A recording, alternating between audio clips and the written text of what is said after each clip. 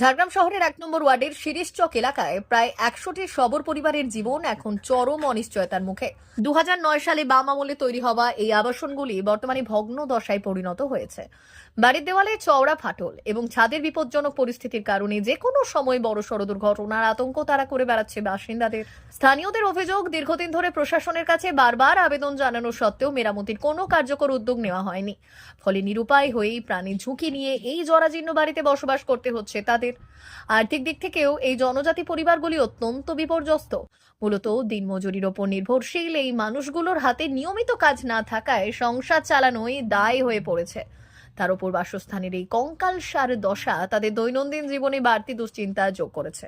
সামনে বিধানসভা নির্বাচন, অথচ দীর্ঘদিনের এই বঞ্চনা নিয়ে এলাকার মানুষের ক্ষোভ এখন চরমে।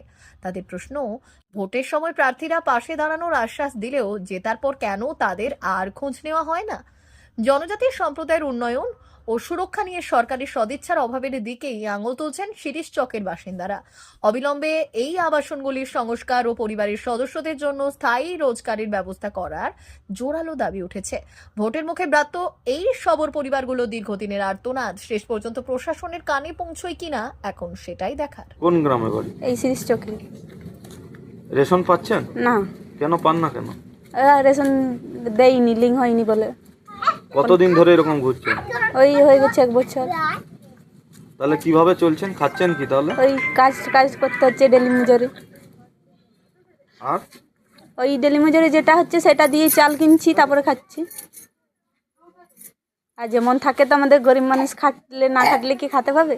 এই রেশন দোকানে গেলেই বলে লিঙ্ক না হলে চাল দেওয়া হবে না। আচ্ছা, সরকারি সুযোগ সুবিধা না। কি নাম? রীতা ভুক্তা। রুমা ভগত। হ্যাঁ, রুমা ভগত। রেশন পাচ্ছেন? না, কতদিন হলো? এনে একদিন হলো। কোথায় জানিয়েছেন? জানি আমার শ্বশুর পায়নি। হ্যাঁ, আমার শ্বশুর পায়নি। আমার রেশন করে না। আচ্ছা, কেন পাচ্ছেন না কেন? কি বলছে? আধার কার্ড করছি।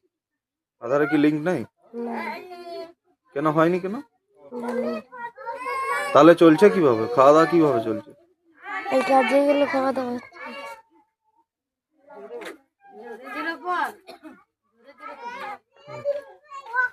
এদিকে শিরিষচকে আমরা এসেছি, এখানে ঘরের অবস্থা বেহাল আছে। কি বলবো এটা নিয়ে? এটা বলবো যে এই বাড়িগুলো 2009 সালে বাম আমলে শুরু হয়েছিল। তারপর থেকে বাড়িগুলো কোনো মেরামতিও হয়নি এবং এদের জন্য যে লোধা শবরদের যে উন্নয়নের জন্য বলছে, কিন্তু এখনও সেই 2009 সালের পরে আজ পর্যন্ত আর লোধা শবরদের অনেক বাড়ি হয়নি। এখনও পর্যন্ত সরকার এই লোধা শবরদের দিয়ে কোনো কর্ণপাত করছে না। তারা এখনও পর্যন্ত মানে বাড়ি পাচ্ছে না। বিভিন্ন উন্নয়নের কাজে, উন্নয়নের ব্যাপারেও তারা বঞ্চিত হচ্ছে। তাই আমি বলবো যে আগামী দিনে আমাদের লোধা শবরদের জন্য এই সরকার যেন চিন্তা করে তাদের বাড়ি যেন বানিয়ে দেয়, থাকার অন্তত যে ছাদটা, সেই ছাদটা যেন অন্তত তাদেরকে বাড়ি বানানো হয়। এখানে দেখা যাচ্ছে যে বাড়ির ছাদ থেকে জল পড়ছে এবং বিপজ্জনক অবস্থা, যেভাবে ভেঙেছে, ফাটল ধরেছে, এটা নিয়ে কি বলবে? মানে বলবো, আমরা বারে বারে বলেছি, আমাদের এখানে 1 নম্বর ওয়ার্ডের কাউন্সিলর বামপন্থী সিপিআইয়ের আমরা বারে বারে দরবার করেছি আমরা পৌরসভার কাছে লিখিতভাবে, যে এই বাড়িগুলো বিপজ্জনক হয়ে উঠছে। হ্যাঁ, আগামী দিনে মানুষ মারা যেতে পারে, তো এগুলা অবিলম্বে মেরামতি করা হোক। কি মনে হচ্ছে, এটা কি বামপন্থী বলে কি এটাকে আলাদাভাবে চোখে দেখা হচ্ছে? মনে হচ্ছে আমার যে এখানে আমরা এই ওয়ার্ডটি আমরা বারে বারেই এখানে জিতি, সেই জন্য হয়তো আমাদের এখানকার জনসাধারণ মানুষকে বিভিন্নভাবে রাস্তাঘাট থেকে, লোধা শবরদের এই ঘর বাড়ি থেকে বঞ্চিত করা হচ্ছে। প্রথম কারণে দেখা যাচ্ছে যারা বাড়ি দরকার নেই সেরকম ব্যক্তিরাও হয়তো দুটো দুটো করে বাড়ি পেয়েছে। দুর্নীতি কীরকম দেখা যাচ্ছে? হ্যাঁ, এগুলো হচ্ছে। আপনার যে যেটা হাউসফল ঘর যেটা হচ্ছে আর কি বাড়ি, সেটা যে 25,000 টাকা জমা দিতে হয়। সেই জমা দিলে ঘর পাবে। আর লোধা শবররা কিন্তু এই টাকা জমা দিতে পারবে না।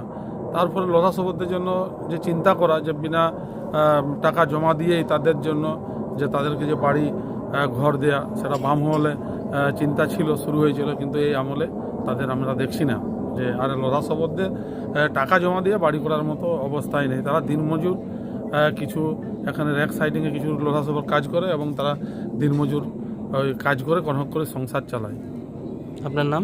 গুরুপদা মণ্ডল, 1 নম্বর ওয়ার্ড কমিটি কনভেনার। আপনি তো 1 নম্বর ওয়ার্ডের কাউন্সিলর, আপনাকে এই যে বাড়ির যে ভগ্ন দশা এটা নিয়ে কি জানিয়েছিলেন আপনি? আমি জানিয়েছি পৌরসভাতে, কাউন্সিলর হওয়ার পরেও আমি বিওসিতে জানিয়েছিলাম।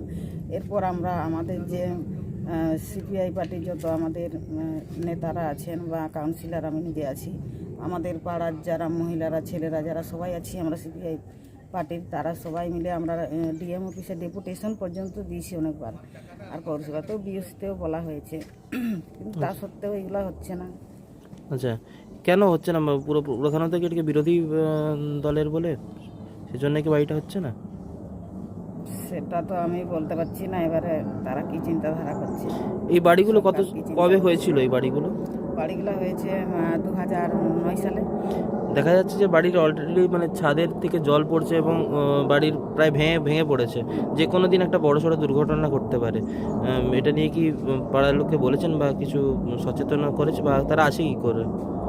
তারা আছে, তাদেরকে তো বলা হয়েছে, কিন্তু তারা আর কী করবে এবার। তারা তো টুকটাক ওই দিন মজুরি করে বা রেক সাইডিংয়ে কাজ করে, কিন্তু ইনকাম তো তাদের বেশি হয় না। তারা কি করে বাড়ি নিজে বানাবে? কিন্তু এইভাবেই তাদেরকে থাকতে হচ্ছে, যেহেতু সরকারের থেকেও এই বাড়িগুলো নতুন করে রিপেয়ার করার কোনো সহযোগিতা পাচ্ছে না, সে কারণেই সেইভাবেই তারা থাকছে। একদিকে দেখা যাচ্ছে কদম কাননের বিশেষত অনেক জায়গাতে যাদের বাড়ির প্রয়োজন নেই তারাও বাড়ি পাচ্ছে, সেখানে লোধাসবররা কিছুই পাচ্ছে না বললেই বলা যায়। কি বলবেন এটা নিয়ে?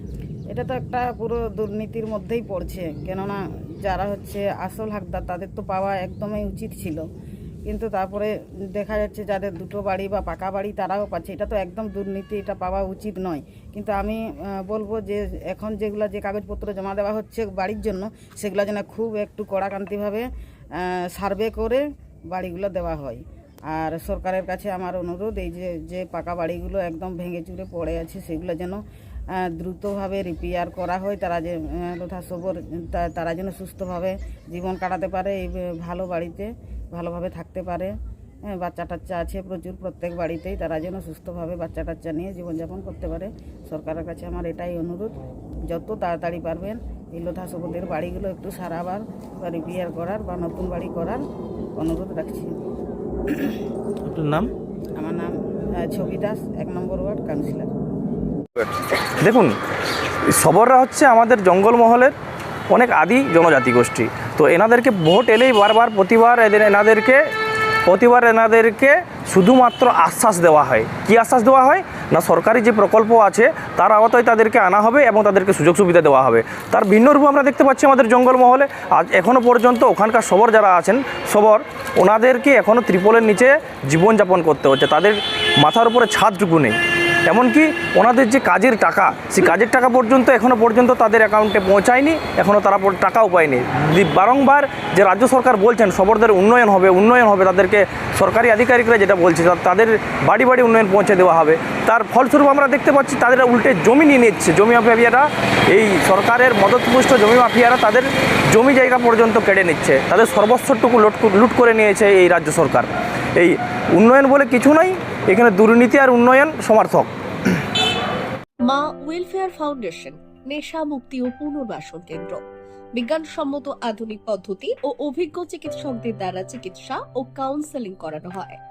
নেশার প্রবণতা থেকে বের হওয়ার জন্য চাই সৎ ইচ্ছা। এই নেশাসক্ত ব্যক্তিদের নানান সমস্যার সম্মুখীন হতে হয়, তারা চাইলেও এই পথ থেকে বেরিয়ে আসতে পারেন না, হতাশ ও একাকিত্ব বোধ করেন। তাদের ভুল পথ থেকে স্বাভাবিক জীবনে ফিরিয়ে আনতে আমরা বদ্ধপরিকর।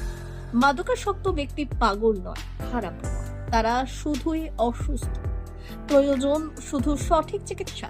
আপনার সন্তান কোথায় যায়, কাদের সাথে চলাফেরা করে, নিয়মিত স্কুল কলেজ যায় কিনা, অপ্রয়োজনে বাড়ির বাইরে থাকে কিনা, অস্বাভাবিক জীবন যাপন করে কিনা, আপনি যা অর্থ দেন তা সঠিকভাবে ব্যয় করে কিনা, পারিবারিক অশান্তি, শারীরিক অত্যাচার, স্ত্রী পরিজনকে অকারণে সন্দেহ, অবিশ্বাস, কর্মক্ষেত্রে অবনতি, মাত্রাতিরিক্ত আর্থিক চাহিদা বেড়ে গেছে, তার মানে আপনার প্রিয়জন তীব্র নেশাগ্রস্ততায় বা মানসিক সমস্যায় ভুগছেন। নেশামুক্তি ও মানসিক রোগের নিরাময় ও কাউন্সেলিং কেন্দ্র এখন বেলদায়। মদ, গাঁজা, ড্রাগস ও ইত্যাদি বিভিন্ন ধরনের নেশা এবং মানসিক রোগের চিকিৎসা করতে হলে আজই আসুন মা ওয়েলফেয়ার ফাউন্ডেশন। এখানে আমাদের চিকিৎসা পদ্ধতি: 1. নেশাগ্রস্ত রোগী এবং তার পরিবারের কাউন্সেলিং এর ব্যবস্থা। 2. নিয়মিত যোগ, প্রাণায়াম ও ধ্যানের মাধ্যমে এবং মোটিভেশনাল ক্লাসের মাধ্যমে রোগীকে সুস্থ করা। 3. নিয়মিত ডাক্তারি পরিষেবা ও অভিজ্ঞ সাইকোথেরাপিস্ট দ্বারা কাউন্সেলিং এর ব্যবস্থা প্রদান। 4. প্রত্যেক রোগীর নিজস্ব শারীরিক এবং সামাজিক বৈশিষ্ট্য অনুযায়ী পৃথক পৃথক কাউন্সেলিং এর ব্যবস্থা, অভিজ্ঞ পরামর্শদাতার পরামর্শ প্রদানের ব্যবস্থা। 5. অনিচ্ছুক রোগীদের বাড়ি থেকে চিকিৎসা কেন্দ্রে নিয়ে আসার ব্যবস্থা করা হয়। বিশ্ব স্বাস্থ্য সংস্থা দ্বারা অনুমোদিত মদ, গাঁজা, ড্রাগস ও মানসিক রোগে চিকিৎসা করতে হলে আজই আসুন মা ওয়েলফেয়ার ফাউন্ডেশন, বেলদা থেকে। যোগাযোগ করুন আমাদের সঙ্গে। Mobile number 9144587202। মা ওয়েলফেয়ার ফাউন্ডেশন, বেলদা, কেশিয়ারি মোড়, রেলগেটের কাছে, মোহাম্মদপুর।